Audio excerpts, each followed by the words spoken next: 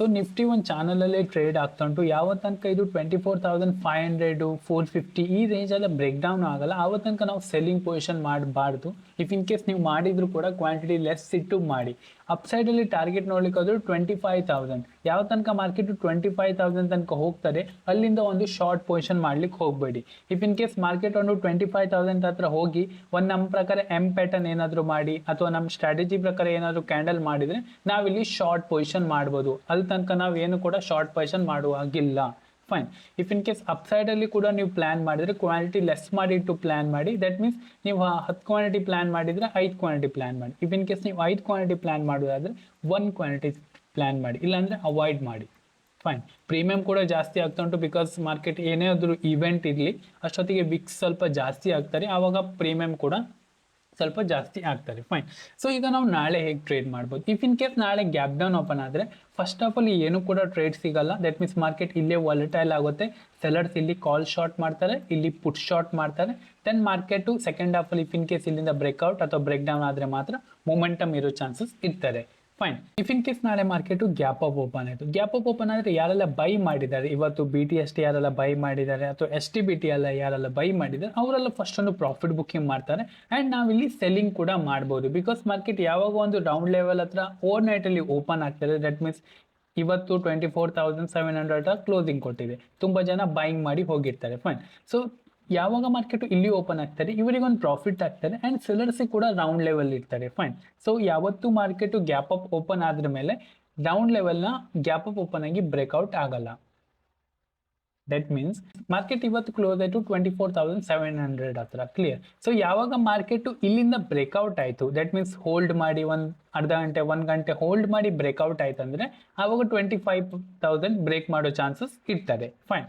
ಯಾವಾಗ market over ನೈಟಲ್ಲಿ gap up open ಆಗ್ತದೆ, ದಟ್ ಮೀನ್ಸ್ ಇವತ್ತು ಕ್ಲೋಸಿಂಗ್ ಇಲ್ಲಿ ಕೊಡ್ತು ನಾಳೆ ಬೆಳಿಗ್ಗೆ ಇಲ್ಲಿ ಓಪನ್ ಆಯ್ತು ಅಂದರೆ ಓಪನ್ ಆಗ್ತಾನೆ ಹೋಗೋ ಚಾನ್ಸಸ್ ಇರಲ್ಲ. 90% ಹೋಗೋ ಚಾನ್ಸಸ್ ಇರಲ್ಲ, ಅದು 10% ಹೋಗೋ ಚಾನ್ಸಸ್ ಇರ್ತಾರೆ. ಫೈನ್. ಸೊ ಅದಕ್ಕೆ ನಾನು ಹೇಳ್ತಾ ಇರೋದು ಓಪನ್ ಆಗ್ತಾನೆ ನಾವು ಶಾರ್ಟ್ ಪೊಸಿಷನ್ ಮಾಡ್ಬೋದು. ನಮ್ಮ ಟಾರ್ಗೆಟ್ ಮಿನಿಮಮ್ ಇಲ್ಲಿ ತನಕ ಇಡಬೇಕು. ದಟ್ ಮೀನ್ಸ್ 24,800 ತನಕ ನಮ್ಮದು ಫಸ್ಟ್ ಟಾರ್ಗೆಟ್ ಇರಬೇಕು. ಇಫ್ ಇನ್ ಕೇಸ್ ಮಾರ್ಕೆಟ್ ಇಲ್ಲಿ ರಿವರ್ಸಲ್ ಆದರೆ ನಾವಿಲ್ಲಿ ಏನು ಆಲ್ರೆಡಿ ಪೊಸಿಷನ್ ಮಾಡಿರ್ತೀವಿ ಅದನ್ನ ನಾವು ಕಟ್ ಮಾಡೋಣ. ಆ್ಯಂಡ್ ಇಲ್ಲಿ W ಪ್ಯಾಟರ್ನಲ್ಲಿ ಅಪ್ ಸೈಡಲ್ಲಿ ಕ್ವಾಂಟಿಟಿ ಲೆಸ್ ಮಾಡಿ ಟ್ರೇಡು ನಾವು ಮಾಡಿದರೆ ಐ ಥಿಂಕ್ ಬೆಟರ್ ಅಂತ. ಕ್ವಾಂಟಿಟಿ ಲೆಸ್ ಯಾಕಂದರೆ ಆಲ್ರೆಡಿ ಮಾರ್ಕೆಟ್ ಒಂದು ಗ್ಯಾಪ್ ಓಪನ್ ಆಗಿ ಬಯರ್ಸಿ ಪ್ರಾಫಿಟ್ ತೋರಿರುತ್ತೆ. ಸೊ ಇಲ್ಲೆಲ್ಲ ಜಾಸ್ತಿ ರಿಸ್ಕ್ ತಗೊಳ್ಳಲ್ಲ, ಅಷ್ಟೊಂದು ವಾಲ್ಯೂಮ್ ಬರಲ್ಲ. ಸೊ ಅದಕ್ಕೆ ನಾವಿಲ್ಲಿ ಕ್ವಾಂಟಿಟಿ ಲೆಸ್ ಮಾಡಿ ಟ್ರೇಡ್ ಮಾಡಿದರೆ ಟಾರ್ಗೆಟ್ ಸಿಕ್ಕಿದ್ರೆ ವೆಲ್ ಅಂಡ್ ಗುಡ್, SL ಇಟ್ಟಾದ್ರೂ ಕೂಡ well and good. Fine.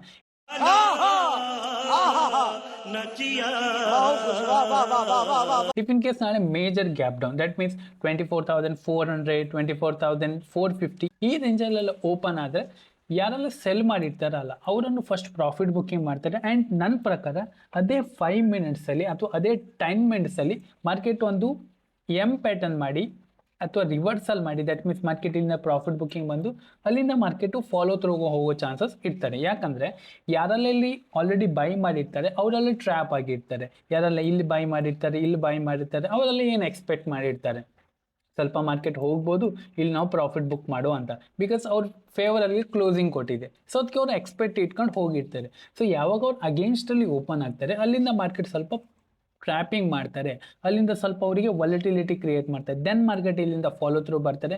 Because ಎಲ್ಲ ಬೈಯಿಂಗ್ ಪೊಸಿಷನು, ಇಲ್ಲೊಂದು ಬೈಯಿಂಗ್ ಪೊಸಿಷನು, ಇಲ್ಲೊಂದು ಬೈಯಿಂಗ್ ಪೊಸಿಷನು, ಇಲ್ಲೊಂದು ಬೈಯಿಂಗ್ ಪೊಸಿಷನು, ಇಲ್ಲೊಂದು ಬೈಯಿಂಗ್ ಪೊಸಿಷನು, ಈ ಬೈಯಿಂಗ್ ಪೊಸಿಷನ್ ಎಲ್ಲ ಕಟ್ ಆದಾಗ ಮಾರ್ಕೆಟ್ ಡೌನ್ ಸೈಡ್ ಬರ್ತಾರೆ. ಆವಾಗ ನಾವು ಡೌನ್ ಸೈಡಲ್ಲಿ ಒಂದು ಟಾರ್ಗೆಟ್ ಎಕ್ಸ್ಪೆಕ್ಟ್ ಮಾಡ್ಬೋದು 24,300 ಇಲ್ಲ 24,100 ಇಲ್ಲ 24,000 ರೌಂಡ್ ಲೆವೆಲ್ ತನಕ ನಾವು ಕೂಡ ಎಕ್ಸ್ಪೆಕ್ಟ್ ಮಾಡ್ಬೋದು. ಫೈನ್. ಇಫ್ ಇನ್ ಕೇಸ್ ನಾಳೆ ಮಾರ್ಕೆಟ್ ಇಲ್ಲಿಂದ ಬ್ರೇಕ್ ಡೌನ್ ಆದರೆ ನಾನು ನಿಮಗೆ ಹೇಳ್ತಾ ಇದ್ದೆ ಮೊನ್ನೆ ದಿವಸ ಎಲ್ಲ ಡೌನ್ ಸೈಡ್ ಸ್ವಲ್ಪ ಕ್ವಾಲಿಟಿ ನಾರ್ಮಲ್ ಇಡಿ ಸ್ವಲ್ಪ ಜಾಸ್ತಿ ಇಟ್ಟರು ಬೆಟರ್ ಅಂತ. ಇಲ್ಲಿ ನಾನು ಜಾಸ್ತಿ ಅಗ್ರೆಸಿವ್ಲಿ ಮತ್ತು ಜಾಸ್ತಿ ಇಟ್ಟು ಟ್ರೇಡ್ ಮಾಡಲ್ಲ. ನಾನು ನಾರ್ಮಲ್ ಕ್ವಾಂಟಿಟಿ ಏನುಂಟು ಅದಕ್ಕಿಂತ ಕಡಿಮೆನೇ ಇಟ್ಟು ಟ್ರೇಡ್ ಮಾಡ್ತೇನೆ. ಬಿಕಾಸ್ ನಮಗೆ ಓವರ್ ನೈಟಲ್ಲಿ ಏನು ಪಾಯಿಂಟ್ಸ್ ಬೇಕಿತ್ತು ಅದು ಆಲ್ರೆಡಿ ಹೋಗಿದೆ. Fine. If in case market ಇಲ್ಲಿ ಓಪನ್ ಆಗಿ ನಾಳೆ ಇಂಟ್ರಾಡೇಲಿ ಇಲ್ಲಿಂದ ಬ್ರೇಕ್ ಡೌನ್ ಆದರೂ ಕೂಡ ನಾನು ನಾರ್ಮಲ್ ಕ್ವಾಂಟಿಟಿ ಏನುಂಟು ಅದಕ್ಕಿಂತ ನಾನು ಕಡಿಮೆನೇ ಸೆಲ್ ಮಾಡ್ತೇನೆ. ಬಿಕಾಸ್ ಮಾರ್ಕೆಟಿಗೆ ಒಂದು ಒಳ್ಳೆ ಮೊಮೆಂಟಮ್ ಆಗಿದೆ, ಸೆಲರ್ಸಿಗೆ ಒಂದು ಒಳ್ಳೆ ಮೊಮೆಂಟಮ್ ಆಗಿದೆ. ಸೊ ಇಲ್ಲಿಂದ ಪ್ರಾಫಿಟ್ ಬುಕ್ಕಿಂಗ್ ಬರೋ chances are very high. Fine. So ಇದು ನನ್ನ ನಾಳೆ ಅನಾಲಿಸಿಸ್ ಆಗಿರುತ್ತೆ. ಇಫ್ ಇನ್ ಕೇಸ್ ನೀವು ನನ್ನ ಟೆಲಿಗ್ರಾಮ್ ಚಾನಲ್ ಜಾಯ್ನ್ ಆಗಬೇಕಂದ್ರೆ ಡಿಸ್ಕ್ರಿಪ್ಷನ್ ಲಿಂಕ್ ಉಂಟು, ಅಲ್ಲಿ ನೀವು ಚೆಕ್ಔಟ್ ಮಾಡಬಹುದು. ಇಲ್ಲಿ ನಾನು ಸ್ಟಾಕಿನ ಅನಾಲಿಸಿಸ್ ಎಲ್ಲ ಮಾಡ್ತಾ ಇರ್ತೀನಿ ನನ್ನ ವ್ಯೂ ಪ್ರಕಾರ. ಇಫ್ ಇನ್ ಕೇಸ್ ನೀವು ಜಾಯ್ನ್ ಆಗಬೇಕಂದ್ರೆ ಡಿಸ್ಕ್ರಿಪ್ಷನ್ ಉಂಟು. ಹಾಗೆ ಇಫ್ ಇನ್ ಕೇಸ್ ನೀವು ಡಿಮ್ಯಾಟ್ ಅಕೌಂಟ್ ಓಪನ್ ಮಾಡಿದ್ರು ಕೂಡ ನೀನ್ ಈ ತರ ಅಂತ ಬಿಕ್ಕಳ್ತಾ ಇದ್ರೆ ನನಗೆ ತಿಕ್ಕಿ ಹಿಡಿಯುತ್ತೆ. ಮಾಡಬೇಕಂದ್ರೂ ಕೂಡ ಡಿಸ್ಕ್ರಿಪ್ಷನ್ ಉಂಟು, ಅಲ್ಲಿಂದ ನೀವು ಚೆಕ್ಔಟ್ ಮಾಡ್ಬೋದು. ಫೈನ್. ಸೊ ಅಪ್ಸೈಡಲ್ಲಿ ಕ್ವಾಂಟಿಟಿ ಲೆಸ್ ಇಡೀನಿ, ಬಜೆಟ್ ತನಕ ಕ್ವಾಂಟಿಟಿ ಪ್ಲೀಸ್ ಲೆಸ್ ಇಡೀನಿ, ಬಿಕಾಸ್ ಮಾರ್ಕೆಟ್ ತುಂಬಾ ವಾಲೆಟೈಲ್ ಉಂಟು. ಸೊ ಇವತ್ತು ನಾ ಅಪ್ಸೈಡಲ್ಲಿ ಪ್ಲ್ಯಾನ್ ಮಾಡಿದೆ, ಒಂದು SL ಇಟ್ಟಾಯಿತು ಆ್ಯಂಡ್ ಅದ್ರ ನಂತರ ಮಾರ್ಕೆಟ್ ಒಂದು ಟಾರ್ಗೆಟ್ ಕೊಡ್ತು. ಬ್ಯಾಂಕ್ ನಿಫ್ಟಿ ಕೂಡ ಹಾಗೆ ಆಯಿತು. ಬ್ಯಾಂಕ್ ನಿಫ್ಟಿ ಅಂತೂ ಸೆಲರ್ಸ್ ಇದು ಸ್ಟಾಪ್ ಲಾಸ್ ತಿಂದು ಹಾಕ್ತಿ ಇವತ್ತು. ಸೆಲರ್ಸಲ್ಲಿ ಇಲ್ಲಿ ಪ್ಲ್ಯಾನ್ ಮಾಡಿದ್ರು, ಸೆಲ್ ಮಾಡಿ SL ಇಟ್ಟಾಯಿತು. ಇಲ್ಲಿ ಸೆಲ್ ಬಂತಂತ ಸೆಲ್ ಮಾಡಿದ್ರು, SL ಇಟ್ಟಾಯಿತು. ಸೊ ಸೆಲರ್ಸ್ ಇದು ತುಂಬ SL ಇಟ್ಟಾಯಿತು. ಬಯರ್ಸ್ ತುಂಬ ಹಣ ಮಾಡ್ಬೋದಿತ್ತು ಇವತ್ತು, ಎಸ್ಪೆಷಲಿ ಇವತ್ತು ಸ್ಕ್ಯಾಲ್ಪರ್ ಅಂತೂ ಒಳ್ಳೆ ಹಣ ಮಾಡಿರ್ತಾರೆ. ಬಿಕಾಸ್ ಏನು ಡೈರೆಕ್ಷನ್ ಎಲ್ಲ ಮಾಡಿರ್ತಾರೆ ಅವ್ರಿಗೆ ಒಂದೊಂದು ಡೈರೆಕ್ಷನ್ ಸಿಕ್ಕಿದೆ. ಫೈನ್. ಐ ಹೋಪ್ ನಾ ಹೆಲ್ಪ್ ಮಾಡಿ ನಿಮಗೆ ಕ್ಲಿಯರ್ ಆಯ್ತು ಅಂತ. If in case video channel ಇದ್ದರೆ ಡೆಫಿನೆಟ್ಲಿ ಲೈಕ್ ಆ್ಯಂಡ್ ಶೇರ್ ಮಾಡಿ. ಈ ವಿಡಿಯೋದಲ್ಲಿ ಇಷ್ಟೇ. Thank you. Have a good day.